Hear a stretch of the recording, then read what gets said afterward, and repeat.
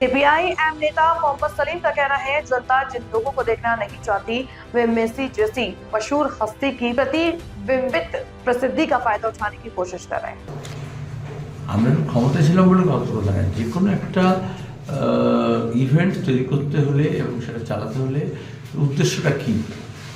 পরিবারের বনভোজন, feast, selfie, টাকা রোজগার, কালো টিকিটে কালোবাজারি, না কালো টাকাকে সাদা করা?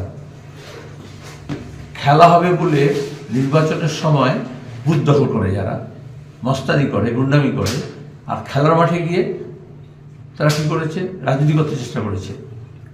যেসব লোকজনকে লোকে দেখতে চায় না, তারা বিখ্যাত একটা মানুষের, ওটাকে বলে ইংরেজিতে রিফ্লেক্টেড গ্লোরি, মেসির আলোয় নিজে অন্ধকারের জীবগুলো আলোকিত হওয়ার চেষ্টা করেছে।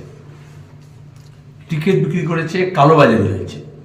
এর মধ্যে পুলিশ, রাজ্য প্রশাসন, ক্রীড়া দপ্তর, ক্রীড়ামন্ত্রী, ওখানকার স্থানীয় জনপ্রতিনিধি, মমতা ব্যানার্জির পরিবার এবং কালো টাকার মালিক, সব যুক্ত। এরা খেলা ছাড়া বাকি সব বোঝে।